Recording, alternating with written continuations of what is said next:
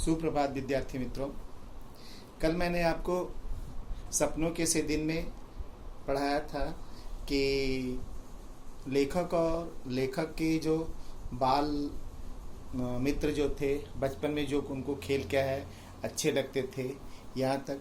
आज मैं आपको उसके आगे की कहानी का मैं स्टोरी आपको आगे ले चला हूँ कि लेखक ने यह बात बताया कि मैं और मेरे जो है मित्र जो थे, उनके परिवार वाले सब लगभग सबकी स्थिति सामान्य ही थी। कोई उच्च वर्ग का नहीं था और कोई ज़्यादा निम्न वर्ग का नहीं था।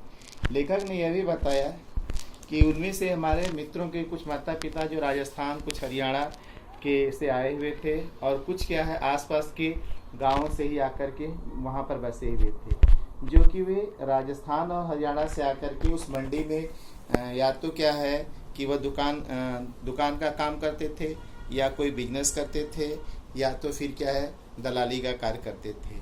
और लेखक ने कहा कि जब हम छोटे थे तो हम लोगों की बोली भाषा एक दूसरे को समझ में नहीं आती थी, वह क्या बोलता था, इस बात को लेकर के हम लोग क्या हंसते थे। लेकिन दो चार दिन में हम एक दूसरे के साथ खेलते खेलते हम एक दूसरे की बोली भाषा को अच्छी तरह समझ जाते थे।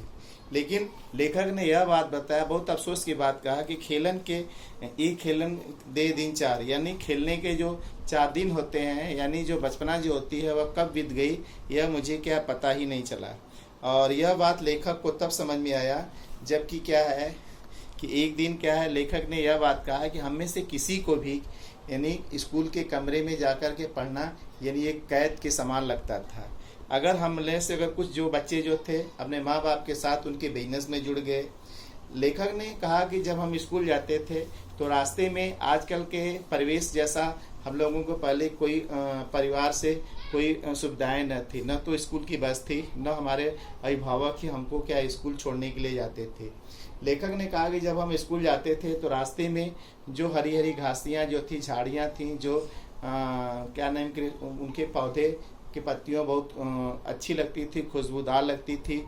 और वो जो रंग बिरंगे के जो उन पर फूल होते थे, रास्ते में चलते हुए हम लोग क्या उसको तोड़ते रहते थे, क्योंकि तोड़ करके वे अच्छा लगता था और वे हमारे मनों को क्या है कि मनमोह लेता था, उसकी सुगंध बहुत अच्छी लगती थी। लेखक ने कहा जो हमारे स्कूल के सामने जो दोनों किनारों में पंक्ति में जो झाड़ियाँ लगी थी, जिसकी कटिंग होती थी सुंदरता के लिए, और उसको क्या अलियार कहा जाता था, लेकिन हम उसको क्या है डांडिया ही कहते थे। उसकी नीम जैसी जो पत्तियां थी और उस पत्तियों को कुछ आज भी मैं क्या उसकी खुशबू को महसूस कर रहा हूँ। लेखक के स्कूल में जो क्यारियां जो थी, जिसमें बाग जो छोटे छोटे क्यारियों में गुलाब के फूल, गेंदा के फूल और चमेली के जो फूल थे, लेखक के कहा कि जब हम अपने स्कूल के चपरासी से नज़र बचा करके चुपके से जब उन फूलों को हम लोग तोड़ लेते थे, तोड़ करके उसको सूंघते थे, क्या उसकी सुगंध थी मनमोहक लगती थी और हमारे मन को मोहित कर लेती थी। उस फूलों को क्या है या तो हम अपने पैंट के पॉकेट में रख लेते थे या भूल जाते थे। घर पर जब माँ जब उस पैंट की सफाई करती थी तो उसको निकाल करके फेंक देती थी। या हम क्या है कि उस बकरी के मेमने के समान, जैसे बच्चा जो छोटा सा होता है और वह घास का एक एक तिनका चरता है, उसी तरह से गेंदे के एक एक कुंकड़ी को निकाल करके हम लोग क्या है रास्ते पर फेंकते आते थे, क्योंकि वह बचपना की सारी बातें लेखक को याद रहती थी।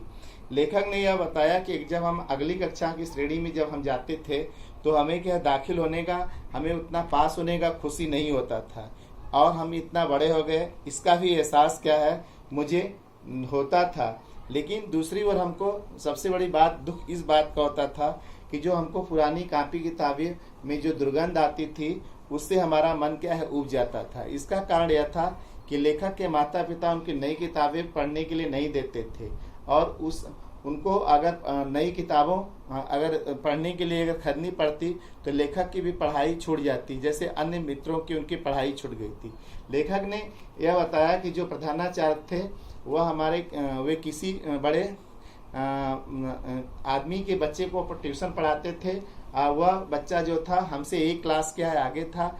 जब वह पास हो जाता था तो उसकी पुरानी कॉपी किताबें मुझे प्रधानाचार्य यानी वह प्रिंसिपल ला करके दे देते थे। अगर उन पुरानी कॉपी किताबों से न जाने किस प्रकार की दुर्गंध आती रहती थी, इससे मन हमारा उब जाता था। हालांकि जो भी शिक्षक जो थे वो पुरानी कक्षाओं के ही थे, लेकिन उनका नाम लेते ही क्या है अपने नई श्रेणी में क्या है अपने को डर लगने लगता था। लेखक ने कहा कि पहले हम लोगों का स्कूल जब स्टार्टिंग में जो शुरू होता था तो 1-1.5 महीना पढ़ाई होती थी और उसके बाद क्या फिर 2 महीने की छुट्टी हो जाती थी। जब भी गर्मी की छुट्टियां होती थी तो मैं माँ के साथ नानी के यहाँ चला जाता था। नानी के यहाँ गांव के बाहर एक तालाब था, उस तालाब में जाकर के हम लोग नहाते थे। नहा करके आते थे तो नानी से क्या कुछ खाने के लिए मांगते थे, धीरे से मांगते थे, नानी बहुत खुश होकर दे देती थी।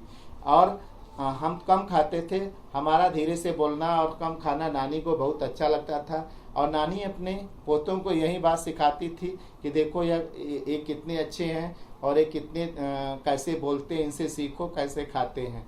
ये बात क्या, जिस साल अगर हम नहीं जाते थे गर्मियों की छुट्टी में, उस साल हमारे गांव के बगल में एक तालाब था। उस तालाब में जाकर के हम लोग क्या है कि कपड़े निकाल करके दोपहर को और वहाँ जाकर नहाते थे।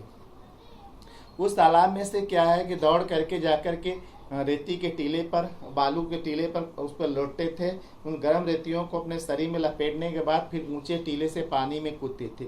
यह क्रिया 10 बार, 20 बार, 25 बार करते थे। यह बात क्या मुझे याद नहीं है, लेकिन वह हम लोग किनारों पर ही खूब तैरने नहीं आता था। उनमें से कुछ को बहुत लोगों को तैरने नहीं आता था और किनारे पर ही हम अपना इतने हाथ पैर चलाते थे जैसे लगते थे कि हम एक बहुत कुशल तैराक हो गए हैं।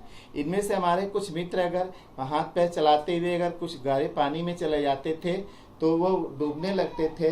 तो ऐसे लोगों को, ऐसे मित्रों को बचाने के लिए, उनको उत्साहित करने के लिए उस तालाब में जो भैंसें पानी में रहती थी उनसे यह हम लोग कहते थे कि भैंस का क्या दुम पकड़ लो या सिंह के सहारे तो बाहर चले आओ। इस प्रकार की उनका मनोबल को ऊंचा करते रहते थे।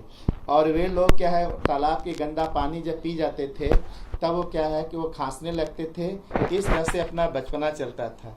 लेकिन स्कूल की जब छुट्टियां धीरे धीरे बीतने लगती थी तो हम उसके दिन को गिनने लगते थे और प्रत्येक दिन का जैसे छुट्टियां बीतते जाती हमारा डर जो बढ़ने लगता था। खेलकूद के साथ साथ तालाब में नहाना भी भूलने लगते थे, क्योंकि हमारे मास्टर जी जो गर्मियों में जो हम लोगों को गृह कार्य देते थे और उन्होंने एक दिन का हिसाब लगा करके जो सवालें जो दिया करते थे, मास्टर जी हमको गर्मियों की छुट्टियों में 200 सवाल दिया करते थे और हम हिसाब लगाते थे कि चलो अभी हमारा तो 10 सवाल अगर हम करना चाहें तो एक दिन में हम पूरा करके 20 दिन में पूरा कर देंगे। ऐसा सोच करके महीने भर हम लोग ऐसे निकाल देते थे। महीने भर की छुट्टियां जब निकल जाती तो अपने को चिंता होता था। फिर हम एक दिन कहते थे कि 15 दिन में अगर हम करना चाहेंगे तो हम उसको कर लेंगे।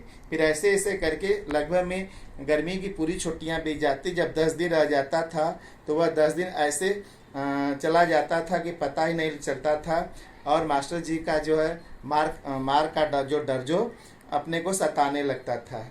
लेकिन हम लोगों में से कोई हमारे ऐसे भी मित्र थे जो स्कूल का गृह कार्य न करने की अपेक्षा वह स्कूल के क्या है मार को वह बहुत उत्तम समझते थे। इनमें से एक हमारा जो है मित्र है, बहादुर में जो मित्र है वह क्या है ओमा है और वह सबका क्या है कि लीडर था। वह उसके बारे में हम लोग सोचते हैं तो उसके जैसा हम मित्रों में से कोई नहीं था। वह एक उसका अजीब सा ही क्या है नाम शरीर भगवान ने बनाया था और वह बातों बात में गालियां देता था। मार पिटाई का प्रसंग तो एक अलग ही है। उसकी शकल सूरत भी भगवान ने अलग बनाई थी। हाड़ी जैसा उसका सिर था और उसके सिर पर एक नारियल जैसी क्या है छोटी सी आंखों वाला बंदरियों के बच्चे जैसा चेहरा था। उसका चेहरा भी अजीब लगता था।